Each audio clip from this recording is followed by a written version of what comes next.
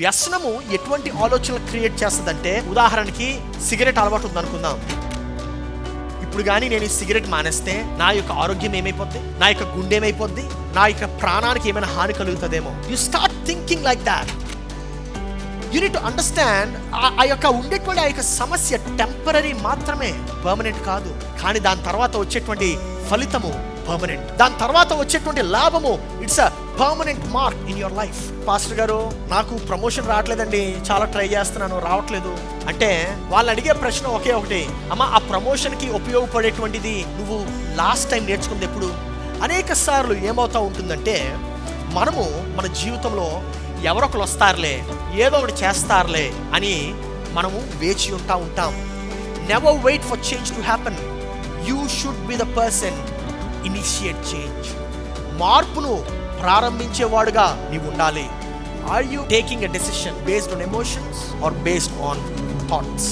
నీ జీవితమును నువ్వు సాధించాలంటే ఆలోచనతో సాధించాలి. నీ జీవితంలో నువ్వు ఎదగాలంటే ఆలోచనతో ఎదగాలి. హల్లెలూయా.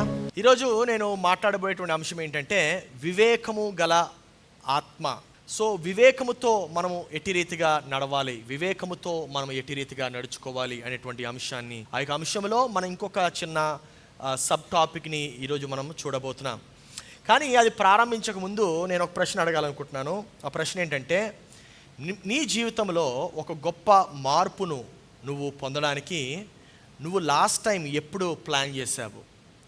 When was the last time that you planned for a great change in your life? ఎప్పుడు? అదేంటండి అలా అడుగుతున్నారు? అసలు మనం మార్పు కోసం ఏమైనా ప్లాన్ చేస్తామా? మనం ఏమైనా మార్చుకోవడానికి ఏమైనా ప్లాన్ చేస్తామా అని అడుగుతూ ఉంటారు కొంతమంది. కరెక్టే బ్రదర్. మనం మార్పు కొరకు మనం ప్లాన్ చేసుకోకపోతే మనం మార్పులో ఒక భాగమై కలిసిపోతాం. మళ్ళీ చెప్తున్నాను, జాగ్రత్త వినండి. మనము మార్పు కొరకు కానీ మనము ప్లాన్ చేసుకోకపోతే మనము మార్పులో కలిసిపోయి మార్పులోనే ఉండిపోతాం. సో ఈరోజు మన జీవితం మార్చబడాలంటే మార్పు కొరకు మనం ఎలాగా సిద్ధపాటు కలిగి ఉండాలి అనేటువంటి అంశము మనము ఈరోజు నేర్చుకోబోతున్నాం. అసలు ఎందుకు మార్చబడాలండి? బైబిల్లో మనం మారాలి అని ఏమైనా ఉందా అని మనం ఒకసారి ప్రశ్నిస్తే, రోమిలికి రాసిన పత్రిక 12వ అధ్యాయము 2వ వచనం మనం చూస్తే ఇలా రాయబడి ఉంటుంది, మీరు ఈ లోక మర్యాదను అనుసరింపక ఉత్తమమును అనుకూలమును సంపూర్ణమై ఉన్న దేవుని చిత్తమేదో పరీక్షించి తెలుసుకునేటట్లు మీ మనస్సు మారి నూతన మగుట వలన రూపాంతరము పొందుడి అనేటువంటి మాటను చూస్తున్నాం మనం. So we can clearly observe that God ఇంటెండ్స్ us to change. మనము మార్చబడడానికి దేవుడు ఇష్టపడుతున్నాడు అనేటువంటి ఆ యొక్క ఆలోచనని, దేవుని యొక్క ఆలోచనని మనము చూస్తున్నాము. ఎందుకు మార్చబడాలి? ఎందుకు మార్చబడాలంటే ఇంకా బెటర్గా అవ్వటానికే మార్చబడతాం, అవునా కదా? మార్పు అంటే ఎప్పుడు గుర్తుపెట్టుకోండి, it is only for the betterment, it is not for digress. Progress కోసం కానీ మనం డిగ్రెస్ అయిపోవడానికి కాదు, తగ్గింపబడడానికి కాదు, కానీ ఇంకా మనము హెచ్చింపబడడానికి. సో ఈ యొక్క మాట రూపాంతరము అనగా ఏంటి? రూపాంతరము అనగా మార్చబడటం. రూపాంతరం అనగా మార్చబడటం. రూపాంతరం పొంది, దేన్ని రూపాంతరం పొంది? నీ మనస్సు మారి నూతన మగుట వలన. జాగ్రత్త వినండి, మనస్సు అనగా ఏంటి? What does soul mean? మనస్సు అనగా మన యొక్క ఆలోచన శక్తి. మనస్సు అనగా అక్కడే మన యొక్క భావాలు అన్నీ కూడా దాగుని ఉంటాయి. మనస్సు అనగా అది మన యొక్క ఆలోచించే కేంద్రము, అనగా మన యొక్క హృదయము, లేకపోతే మన యొక్క ఆలోచన విధానము. ఇది ఎందుకు మార్చబడాలి? ఎలాగ మార్చబడాలి? ఎందుకు మార్చబడాలంటే మనం ఇంకా బెటర్ అవ్వడానికి మార్చబడాలి. ఎలాగ మార్చబడాలి అనేటువంటిది ఒక పెద్ద ప్రశ్న. సో ఈ యొక్క మనము మార్పును ఎలాగ పొందుకోవచ్చో ఒకసారి అర్థం కావాలంటే మార్పుకు ఎలాగ స్పందించాలో మనం తెలుసుకోవాలి. మార్పుకు మనం ఎలాగ స్పందించాలో మనము తెలుసుకోవాలి. ఎలా స్పందించాలి? మార్పుకు ఎలా స్పందించాలంటే మొట్టమొదటిది, మార్పును మనం ఆపలేము.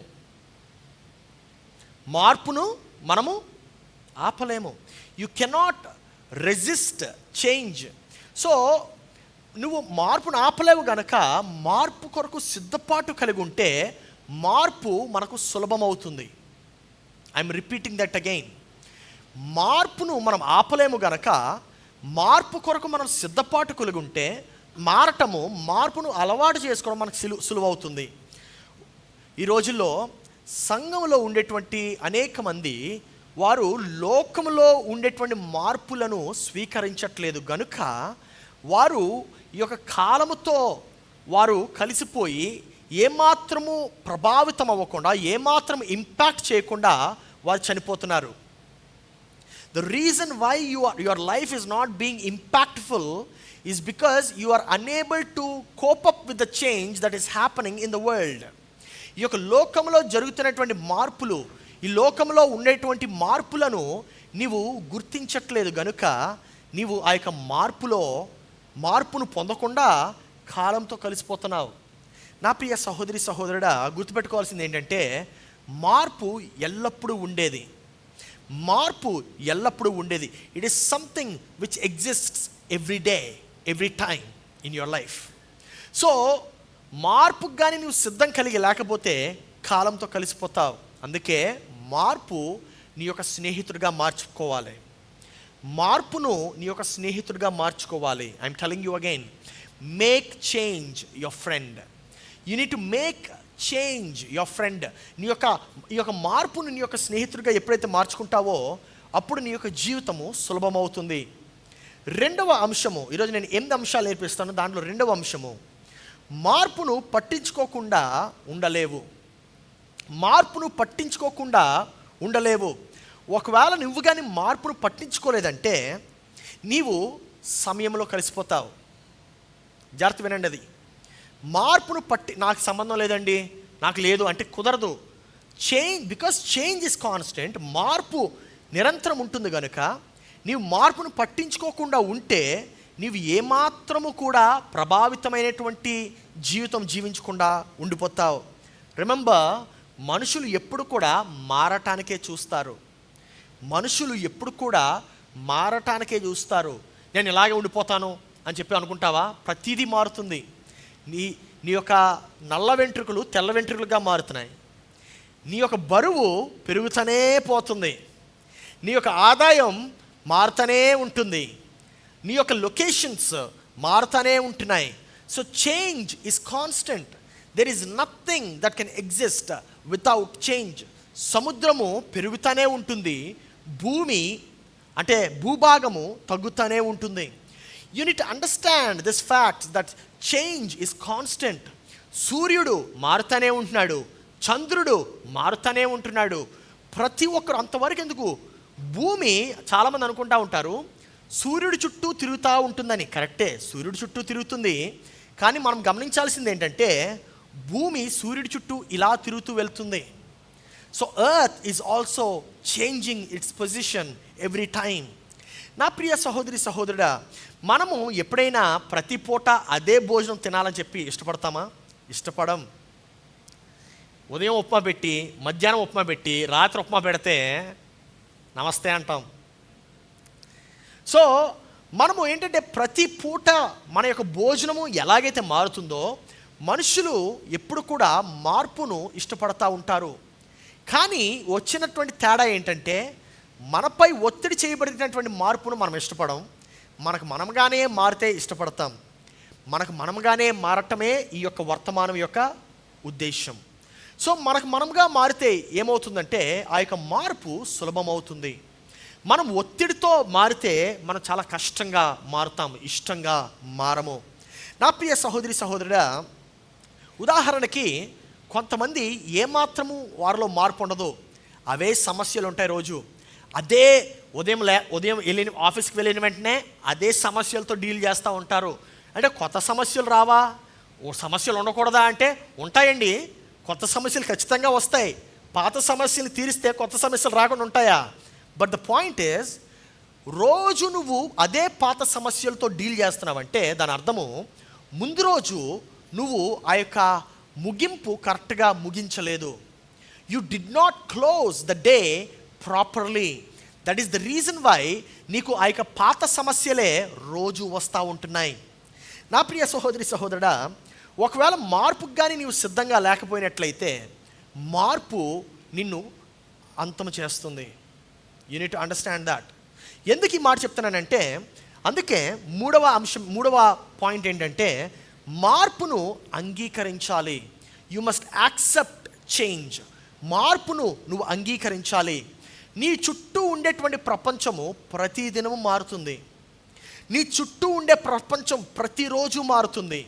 ఒకవేళ కానీ ఆ యొక్క మార్పును నువ్వు స్వీకరించలేకపోయినట్లయితే నీవు ఏమాత్రం గుర్తింపు లేకుండా పోతావు.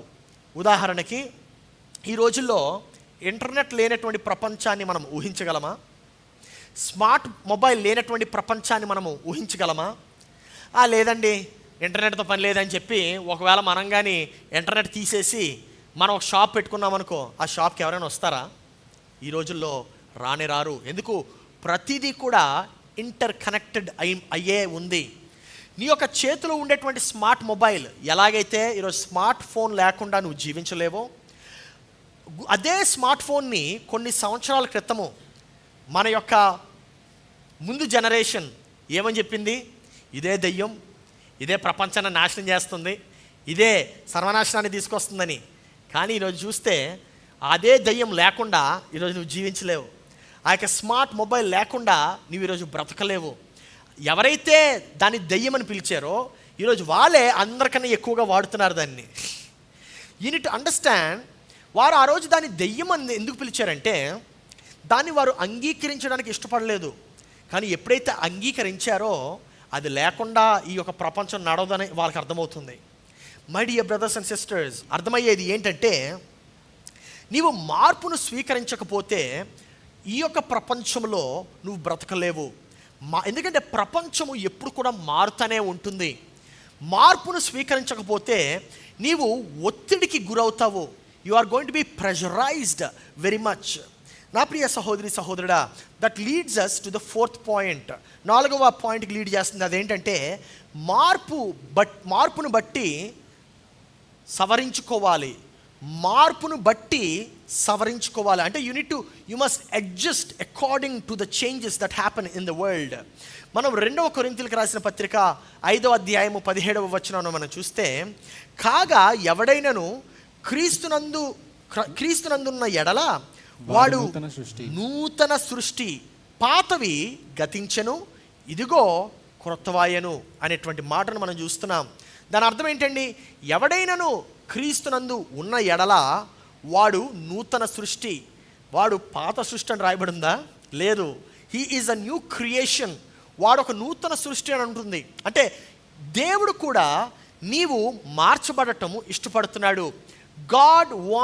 God likes you to be experiencing change in your life.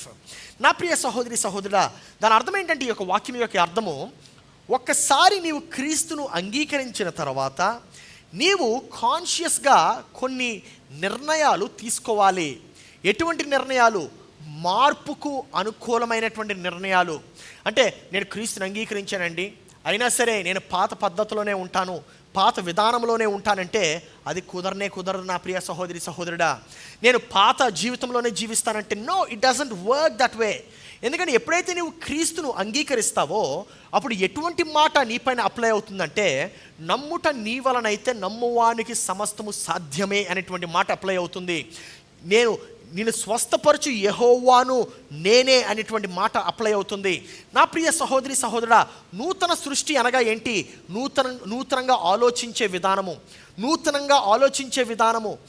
అదే పాత సమస్యలకి పాత పరిష్కారం అవ్వట్లేదంటే, సమస్య తీర్చబడట్లేదంటే, you need a new solution. నీకు ఒక కొత్త పరిష్కారం కావాలి.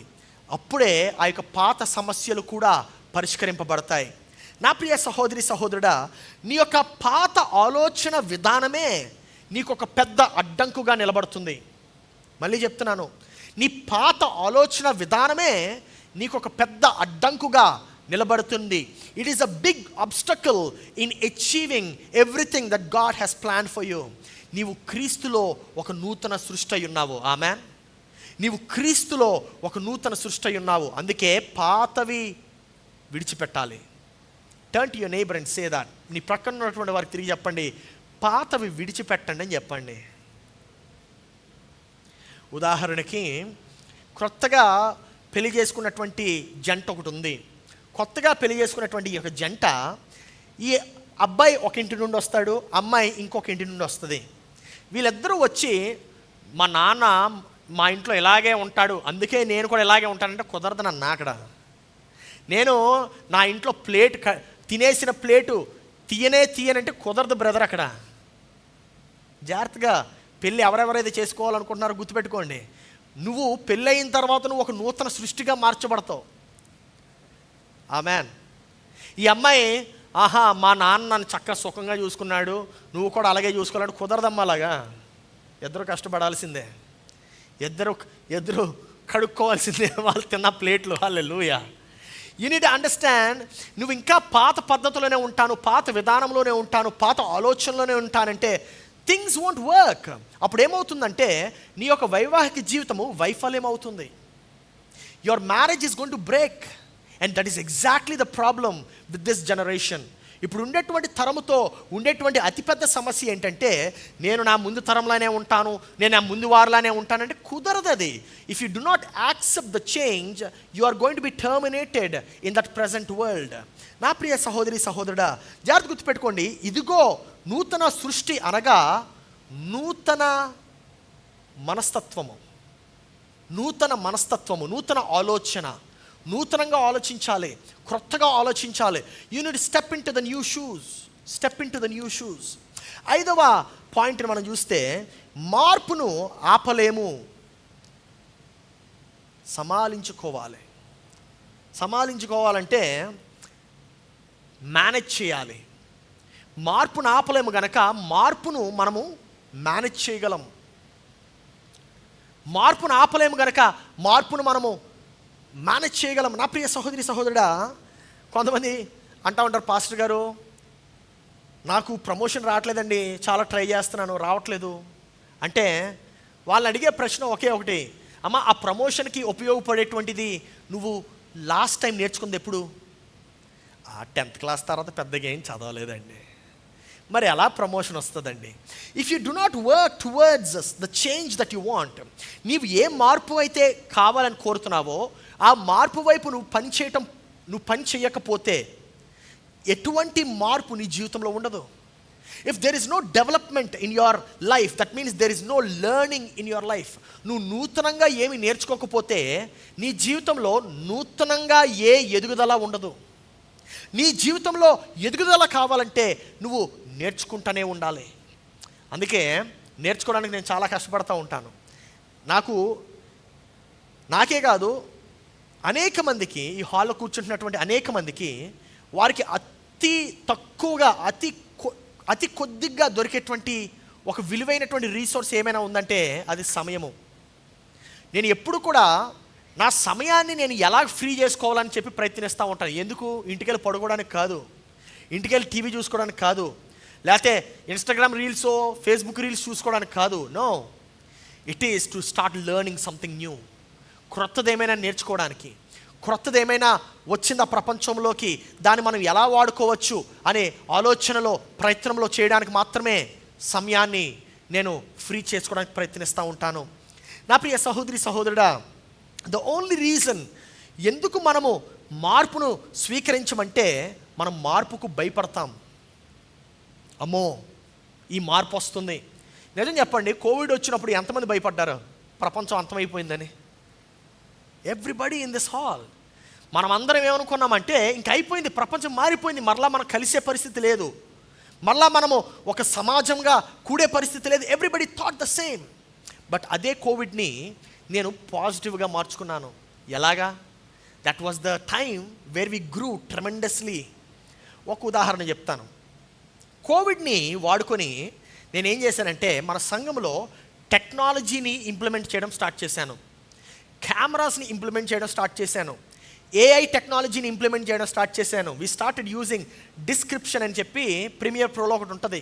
That was the first time I found out description అనేటువంటి ఒకటి వాడచ్చు. దాన్ని అప్పుడు ఏమవుతుందంటే మనం ఇలా మాట్లాడుతూ ఉంటే కింద సబ్ టైటిల్స్ వచ్చేస్తూ ఉంటాయి. ఎందుకంటే అప్పుడు పని చేయడానికి ఎక్కువ మంది లేరు స్టాఫ్, సో నాకు నేనే పని చేసుకునేవాడిని. So I found out how to utilize, maximize the time. ఇంకా అప్పుడు ఏం చేశానో తెలుసా, కోవిడ్కి అందరూ భయపడితే కోవిడ్ని వాడుకొని ఒక ట్యూషన్ సెంటర్ ప్రారంభించాను. ఎందుకు ప్రారంభించానంటే నాకు చిన్నప్పటి నుండి ఒక దర్శనం, చక్కటి స్కూల్ ఒకటి స్టార్ట్ చేయాలని. సో స్కూల్ స్టార్ట్ చేయడానికి నేను ఒక 3 ఎకరాల స్థలం కొన్నాను. 3 ఎకరాల స్థలం కొనిన తర్వాత నేను ఆలోచించేవాడిని, దేవా స్థలం అయితే కొన్నాను కానీ స్కూల్ ఎలా స్టార్ట్ చేయాలి? ఎందుకంటే స్థలం కొనడం వేరు, స్కూల్ స్టార్ట్ చేయడం వేరు. అప్పుడు కోవిడ్ వచ్చింది. నేను అనుకున్నా, అబ్బా కోవిడ్ వచ్చింది, దీన్ని మనం ఎలాగైనా వాడుకోవచ్చా అని ఎలా వాడుకోవచ్చా అని చెప్పి ఆలోచిస్తున్నప్పుడు ఆ ప్రాంతానికి వెళ్ళి చూస్తే చాలామంది రోడ్ల మీద తిరుగుతూ ఉన్నారు. కోవిడ్లో ఏముంటుందమ్మా పనులు, పిల్లలకి ఎస్పెషలీ తినటం, ఆడుకోవడం, తిరగడం. నేను చూసి ఈ పిల్లలు తిరుగుతున్నారు కదా, why not we start tuition centre అని చెప్పి ఆలోచించాను. అంటే ట్యూషన్ సెంటర్ ప్రారంభిస్తే ఎంతో కొంతమంది పిల్లలు వస్తారు కదా అని. నేను 5-10 మంది వస్తారని కూడా 30-40 మంది వచ్చారు. బాగానే ఉందనుకున్నాను. సరే 30-40 మంది నుండి 80 మంది అయ్యారు. సరే 80 మంది వస్తున్నారు కదా, మనం నెక్స్ట్ స్టెప్ వేయొచ్చు అని చెప్పి స్కూల్ స్టార్ట్ చేద్దాం అనుకున్నాను. కొంతమంది టీచర్స్ని హైర్ చేశాను, స్కూల్ స్టార్ట్ చేశాను. ఏ స్కూల్ అయితే కోవిడ్ అప్పుడు స్టార్ట్ చేశానో అదే స్కూలు ఈరోజు 280 మంది స్టూడెంట్స్తో ఉన్నారు. హల్లెలూయా.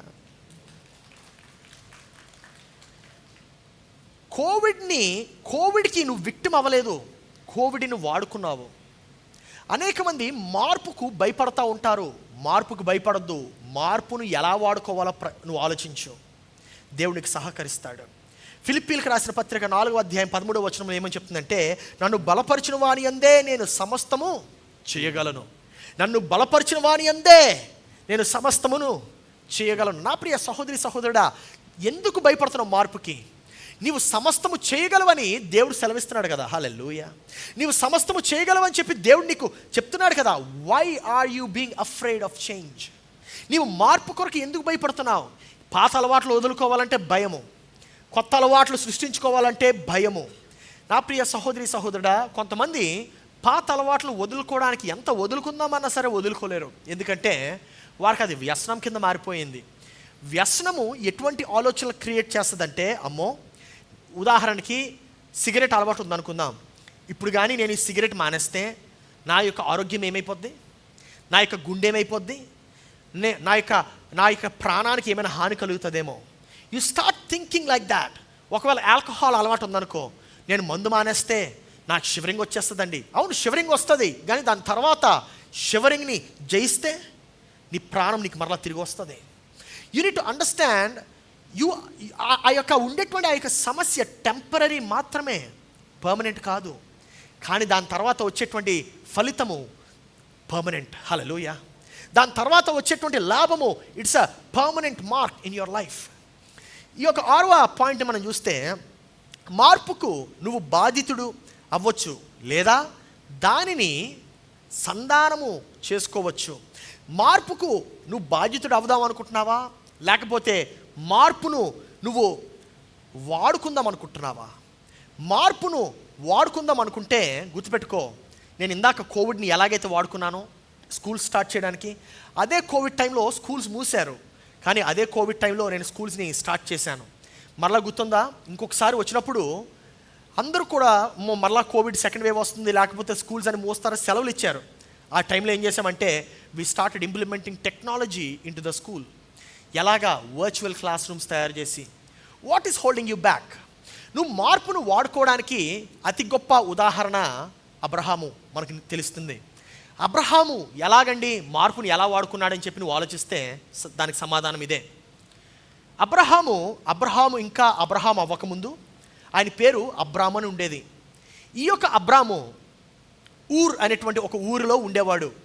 ఈ యొక్క ఊరిలో ఆయన విగ్రహాలు తయారు చేస్తూ అమ్మేవాడు అనమాట. అప్పుడు ఆ సమయంలో ఈయన ఆలోచించాడు, నిజంగా నేను అమ్ముతున్నటువంటిది దేవుళ్ళ? ఎందుకంటే మనుషులందరూ ఈ యొక్క విగ్రహాలను తీసుకొని వారు వెళ్తున్నారు కదా అని చెప్పి ఆలోచించాడు. ఆ యొక్క ప్రశ్న ఆయన యొక్క హృదయంలో వచ్చేసరికి వెంటనే దేవుడు మాట్లాడాడు, అబ్రహాము, నీవు నా మాట విన్నట్లయితే, నేను నిన్ను పంపించే ప్రదేశానికి నువ్వు వెళ్ళటానికి సిద్ధంగా ఉన్నట్లయితే నిన్ను గొప్ప వాణిగా నేను చేస్తాను, అనేక మందికి నిన్ను తండ్రిగా చేస్తానని చెప్పాడు. ఈ యొక్క మాట చెప్తున్నప్పుడు అబ్రహాముకు పిల్లలు లేరు, అబ్రహాముకు గొప్ప ఆస్తి ఉంది, అబ్రహాముకు గొప్ప సంపద ఉంది. అయినప్పటికీ అబ్రహాము ఈ యొక్క మార్పుకు సిద్ధమై దేవుడు చెప్పినటువంటి మాటను పట్టుకొని ఆయన ఏం చేశాడంటే ఆయన ముందుకు అడిగేశాడు. అందుకే ఎటువంటి పిల్లలు లేనటువంటి తండ్రి నుండి అనేక భూజనులకు తండ్రిగా అబ్రహాము ఈరోజు నిలిచాడు. హల్లెలూయా. మార్పుకు భయపడలేదు అబ్రహాము. ఆయన మార్పును స్వీకరించాడు, మార్పును సద్వినియోగపరుచుకున్నాడు. నా ప్రియ సహోదరి సహోదరుడా, ఎప్పుడు అనేక సార్లు ఏమవుతుందంటే ఒక్కొక్కసారి ప్రమోషన్ వచ్చినప్పుడు లేకపోతే జాబ్ మారినప్పుడు మన యొక్క హృదయంలో భయం పుడుతుంది. రిమెంబర్, భయపడొద్దు, నీ దేవుడు నీకు తోడుగా ఉంటాడు. హల్లెలూయా. నన్ను బలపరచువాని అందే నేను సమస్తమును చేయగలను అనేటువంటి వాక్యము ఇందాక మనం విన్నాము. ఒకవేళ అబ్రహాము కానీ ఆ యొక్క మార్పు వాడుకోకపోయినట్లయితే, అబ్రహాము కానీ ఆ యొక్క మార్పుకు సద్వినియోగము చేసుకోలేకపోయినట్లయితే ఈరోజు అబ్రహాము ఎవరో కూడా మనకు తెలిసేవాడు కాదు. కానీ ఈరోజు అబ్రహాము ఎవడో ప్రతి ఒక్కరికి తెలుసు. Hallelujah. If you want to make an impact in your generation, నీవు ఈ యొక్క తరములో ఒక మార్పును, ఒక ప్రభావమును నువ్వు తీసుకురావాలని చెప్పి ఆశిస్తున్నట్లయితే మార్పును స్వీకరించు, మార్పును సద్వినియోగపరుచుకో, మార్పుకు ఎప్పుడు కూడా నీ వెనకంజు వేయొద్దు. 7వ మాట నేను చెప్పబోయేది ఏంటంటే, మార్పుకు మనము సిద్ధంగా ఉండాలి, మార్పుకు మనము సిద్ధపాటు కలిగి ఉండాలి, మార్పు కొరకు నువ్వు ఎదురు చూస్తూ ఉండాలి. దాని అర్థం ఏంటంటే నువ్వు ప్రిపరేషన్ కలిగి ఉండాలి, మార్పు కొరకు నువ్వు ప్రిపరేషన్ కలిగి ఉండాలి. ఈ యొక్క మాట అర్థం కావడానికి నేను సంసోనుని చూపిస్తాను మీకు. సంసోను మార్పుకి ఎలాగా సిద్ధపడ్డాడో నేను మీకు చూపిస్తాను. సంసోను ఎంత బలవంతుడంటే ఆయన తన యొక్క ఉట్టి చేతులతో ఆయన సింహాన్ని చీల్చేశాడు. That was how strong he was. My dear brothers and sisters, ఆయన ఆ యొక్క పట్టణం యొక్క గేట్స్ని ఆయన వెనకేసుకొని ఆయన మోసుకుంటూ వెళ్ళేవాడు. అంత బలమైనటువంటి వాడు. ఇంకొక ఉదాహరణ కూడా చెప్తాను. గాడిద జాబోన్తో ఆయన 1000 మంది ఫిలిస్తీన్ని హతమార్చాడు. రిమెంబర్, అంత బలమైనటువంటి వాడు, అంత శ్రేష్ఠుడు. అకస్మాత్తుగా ఆయన రెక్లెస్ లైఫ్ లీడ్ చేయడం స్టార్ట్ చేశాడు. ఎటువంటి హద్దులు లేనటువంటి జీవితం జీవించడం ప్రారంభించాడు. అంటే వ్యభిచారం చేయడం ప్రారంభించాడు, ఇతరుల స్త్రీల దగ్గరికి వెళ్ళడం ప్రారంభించాడు. అలాగే డెలైలా అనేటువంటి ఒక ఆమెను కలిసి ఆమెకి తన యొక్క రహస్యాలన్నీ కూడా చెప్పేశాడు. నా బలం ఎక్కడ ఉంటుందో తెలుసా అని చెప్పి ఆయన చెప్పాడు. నా ప్రియ సహోదరి సహోదరుడా, అప్పుడు ఏమైందంటే ఫిలిస్తీన్లు సంసోను యొక్క బలాన్ని తీసేసి, అంటే తన జుట్టులో ఉంటుంది, గుండు గీసేసి తన బలాన్ని అంతటిని తీసేసి సంసోన్ని హతమార్చడానికి జైల్లో పెట్టారు. ఇలాంటి పరిస్థితుల్లో ఉన్నప్పుడు సంసోను కృంగిపోలేదు. ఇలాంటి పరిస్థితుల్లో ఉన్నప్పుడు సంసోను దిగులు పడిపోలేదు. ఆయన ఒకటే ఆయన యొక్క నిరీక్షణ, దేవుడు నాకు మరలా ఒక అవకాశం ఇస్తాడేమో అని చూశాడు. ఆయనకి కలిగినటువంటి ఆ యొక్క ఆలోచన ఏంటంటే, నాకు మరలా ఒక అవకాశం దొరికితే నేను ఫిలిస్తీన్లందరినీ కూడా, పెద్దవారందరినీ కూడా నేను హతమార్చేస్తానని చెప్పి నిర్ణయించుకున్నాడు. ఆయన ఆ అవకాశం కోసము సిద్ధపాటు కలిగి ఉన్నాడు. He was waiting and planning for that. My dear brothers and sisters, అలాంటి అవకాశమే సంసోనుకు ఒక రోజు వచ్చింది. సంసోనును ఆ యొక్క మందిరానికి తీసుకువెళ్ళారు. ఎందుకు తీసుకువెళ్ళారంటే నవ్వులు పాలు చేయడానికి. కానీ సంసోను అదే అవకాశాన్ని వాడుకున్నాడు. ఆ యొక్క మందిరాన్ని చీల్చేశాడు, ఆ యొక్క మందిరాన్ని ఆయన కూల్చేశాడు. ఆ యొక్క సంఘటన ద్వారా అప్పటి వరకు సంసోను జీవించినటువంటి ఎత్తు ఒక ఎత్తు అయితే, ఆ ఒక్కరోజే సంసోను పుట్టించినటువంటి ఆ యొక్క impact, it was next level. Hallelujah. నా ప్రియ సహోదరి సహోదరుడా, ఎవరెవరైతే నేను దిగజారిపోయానండి, ఎవరెవరైతే నేను వెనకంజలో ఉన్నానండి అని చెప్పి నువ్వు అనుకుంటున్నావో, గుర్తుపెట్టుకో, దేవుడు నీకు మరొక అవకాశం ఇస్తాడు. కానీ ఆ యొక్క అవకాశాన్ని సద్వినియోగపరచుకో. ఆ యొక్క అవకాశం కొరకు నువ్వు సిద్ధపాటు కలిగి ఉండాలి. ఆ యొక్క అవకాశము గొప్ప ప్రభావము నీ యొక్క జీవితంలో ఆ యొక్క అవకాశము మారుస్తుంది. Remember my dear brothers and sisters, that brings us to the 8th point. ఆఖరి పాయింట్కి తీసుకువస్తుంది. అదేంటంటే మార్పును ప్రారంభించాలి. మార్పును ప్రారంభించాలి. నువ్వే కానీ ఆ యొక్క మార్పును ప్రారంభిస్తే ఏ మార్పు కూడా నీ యొక్క జీవితంలో నీకు నిన్ను ఒత్తిడిపరచదు. నీవు కానీ మార్పును ప్రారంభిస్తే the change is never going to oppress you or regress you. ఈ యొక్క మాట మనకు అర్థం కావాలంటే యేసయ్యని తీసుకుందాం. యేసయ్య అందరికన్నా ఒక గొప్ప ఉదాహరణగా నిలుస్తున్నాడు. Jesus is the best example in order to understand how to initiate change. మార్పును మనం ఎలాగ ప్రారంభించాలో అర్థం కావాలంటే యేసయ్యని అర్థం చేసుకుందాం. యేసయ్య ఏం ప్రారంభించాడు? యేసయ్య క్షమాపణ ప్రారంభించాడు. యేసయ్య కృప ప్రారంభించాడు. యేసయ్య పేదవారికి సహాయం చేయడం ప్రారంభించాడు. యేసయ్య ఎవరికైతే లేదో వారికి ఇవ్వటం ప్రారంభించాడు. యేసయ్య స్వస్థత కార్యం చేయడం ప్రారంభించాడు. యేసయ్య రిగ్రెట్ అయినటువంటి వారికి, డౌన్ ట్రోడన్ని వారికి హెల్ప్ చేయడం ప్రారంభించాడు. యేసయ్య ఎప్పుడు కూడా ఎవరో ఒకరు వస్తారులే, వాళ్ళు చేస్తారులే అని చెప్పి ఎదురు చూడలే. He initiated the change. యేసయ్యే మార్పును ప్రారంభించాడు. అనేక సార్లు ఏమవుతూ ఉంటుందంటే, మనము మన జీవితంలో ఎవరొకరు వస్తారులే, ఏదో ఒకటి చేస్తారులే అని మనము వేచి ఉంటాం. Never wait for change to happen. You should be the person to initiate change. మార్పును ప్రారంభించేవాడుగా నీవు ఉండాలి. మార్పును ప్రారంభించేవాడుగా ఉండాలి. అప్పుడే కదా నీవు ప్రభావితం చేయగలవు. That is when you can impact, my dear brothers. Remember, God has great plans for you. దేవునికి నీ పట్ల గొప్ప ప్రణాళిక, గొప్ప ఆలోచన కలిగి ఉన్నాడు. కానీ అది ఎందుకు నెరవేర్చబడట్లేదంటే, నీవు ఆ యొక్క ఇనిషియేషన్ తీసుకోవట్లేదు కనుక. You are not initiating that step. చాలాసార్లు ఏమనుకుంటా ఉంటామంటే, చూద్దాంలే, సరేలే, రేపు చేద్దాంలే, ఎల్లుండి చేద్దాంలే అని. నో, ఒకవేళ నేను కానీ నా జీవితంలో అలాగ అనుకున్నట్లయితే ఈరోజు నేను ఏమీ చేసేవాడిని కాదు. నేను ఎప్పుడు కూడా ఇంకొకరికి అప్పచెబుదాంలే, ఇంకొకరికి చేస్తారులే అని చెప్పి చూడను. వారు రాకపోతే నేనే ఆ పని చేస్తాను. వారు వచ్చినా రాకపోయినా ఆ యొక్క పని అయితే అవ్వాలి కదా. అనేక మంది హెల్త్ ఇష్యూస్తో బాధపడుతున్నారు. అనేక మంది ఆర్థిక ఇబ్బందులతో బాధపడుతున్నారు. అనేక మంది ఈ యొక్క మనీ విషయంలో, ఫైనాన్సెస్ విషయంలో బాధపడుతున్నారు. అనేక మంది ప్రమోషన్స్ విషయంలో బాధపడుతున్నారు. ఐఎమ్ టెల్లింగ్ యూ బ్రదర్, నువ్వు బాధపడటం మానేసి, సంసోన్ అక్కడ బాధపడలేదు, సిద్ధపాటు కలిగి ఉండాలి. You need to start planning for the change. You need to start planning for the change. ఎప్పుడు కూడా ఎమోషనల్గా డెసిషన్స్ తీసుకోవద్దు, ప్లాన్తో డెసిషన్స్ తీసుకోవాలి, ఆలోచించే నిర్ణయాలు తీసుకోవాలి.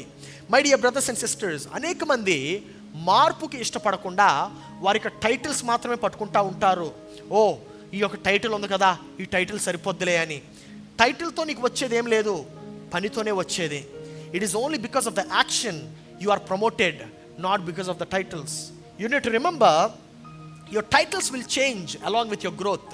నువ్వు ఎదుగుతూ ఉన్నావు అనుకో, నీ టైటిల్స్ కూడా మారిపోతూ ఉంటాయి. నువ్వు ఎదుగుతూ ఉంటే నీ యొక్క టైటిల్స్ మారుతూ ఉంటాయి. Remember, you are more than your title. Hallelujah. నీ యొక్క టైటిల్ కన్నా నీవు ఇంకా గొప్పవాడివి. ప్రణాళిక ద్వారా మాత్రమే సమయాన్ని, మార్పును ఆధీనపరచుకోగలవు. ప్రణాళిక ద్వారా మాత్రమే. మళ్ళీ చెప్తున్నాను, జాగ్రత్త వినండి. Only because of planning, only due to planning you can regulate time and change. నీవు ఆధీనపరచుకోవాలంటే, దాన్ని జయించాలంటే, సమయాన్ని, మార్పును జయించాలంటే ప్రణాళిక కావాలి. ఏం కావాలి? ప్రణాళిక. You need to plan.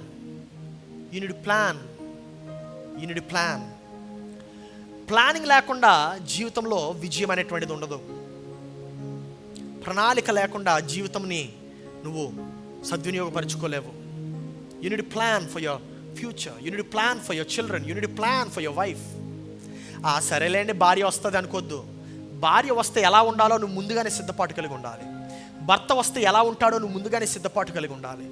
వచ్చినప్పుడు చూద్దాం అనుకోవద్దు, గందరగోళంగా ఉంటుంది. పెళ్ళైనటువంటి వారిని అడగని చెప్తారు. సిద్ధపాటు కలిగి ఉంటే ఆ యొక్క మార్పు సులభంగా ఉంటుంది. హల్లెలూయా. సిద్ధపాటు కలిగి ఉంటే మార్పు సులభంగా ఉంటుంది. If there is no planning, time and change will be a burden for you. ఒకవేళ నువ్వు సిద్ధపాటు కలిగి లేకపోతే మార్పు, సమయము ఎప్పుడు కూడా నీకు భారంగా అనిపిస్తాయి. ఉదయం లేవటం భారంగా అనిపిస్తుంది, రాత్రి పడుకోవడం భారంగా అనిపిస్తుంది. అలా భారంగా అనిపిస్తుందంటే that means there is no plan for the future. నా ప్రియ సహోదరి, సహోదరుడా, ఉల్లాసంగా లేవాలి మన ఉదయం. ఆమేన్. ఉత్సాహంగా లేవాలి, ప్రోత్సహింపబడి లేవాలి. హల్లెలూయా. ఈ ఉదయం లేచి నేను ఏదో సాధించాలరా బాబు అని లేవాలి. సూర్యుడు ఎప్పుడు వస్తాడా అని చెప్పి నువ్వు ఎదురు చూడాలి. That is the kind of life you need to live man. అబ్బా అప్పుడే సూర్యుడు వచ్చాడా? నో. అప్పుడే సూర్యుడు వచ్చేసాడా? నో.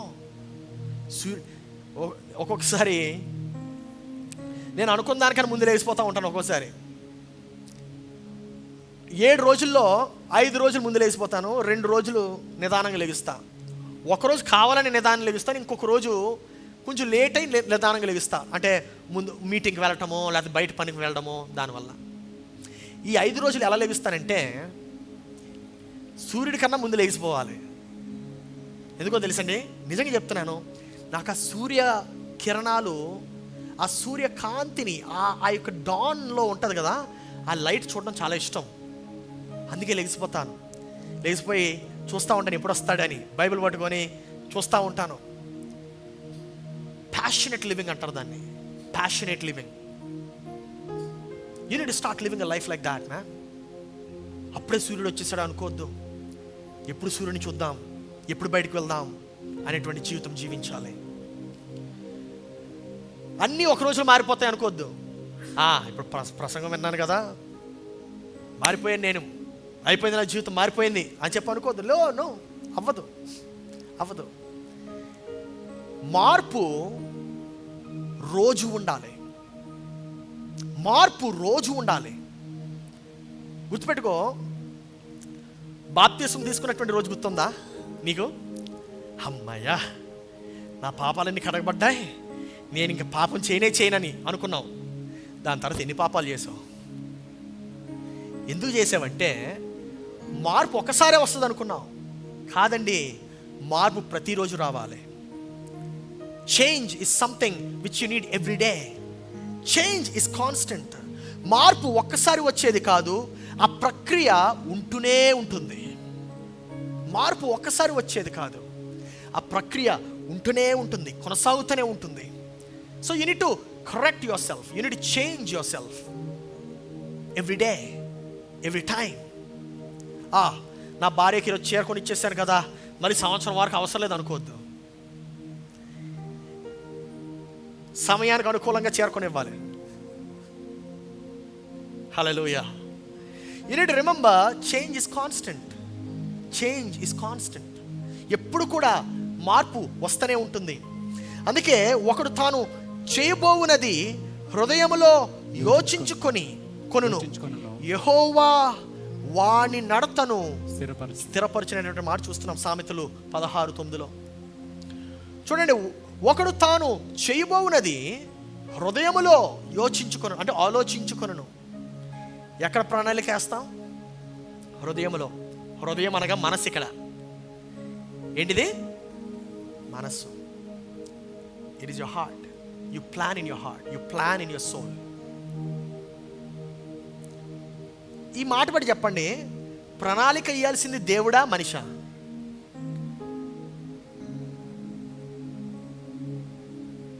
You're smart guys.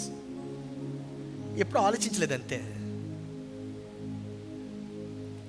ప్రణాళిక వేయాల్సింది మన బాధ్యత. చూడండి, మనం ప్రణాళిక వేస్తే ఏమవుతుంది?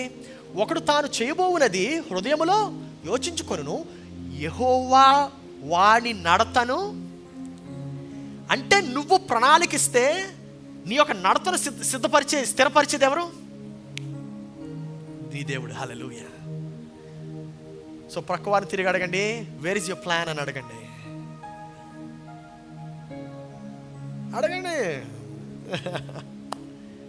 హల్లెలూయా. If you want to grow, you need to have a plan. If you want to grow, నువ్వు ఎదగాలంటే ఒక ఆలోచన ఉండాలి, ఎదగాలంటే ఒక ప్రణాళిక ఉండాలి. ఆమేన్. లేదంటే గుంపులో if you want to stand out, you need to have a plan.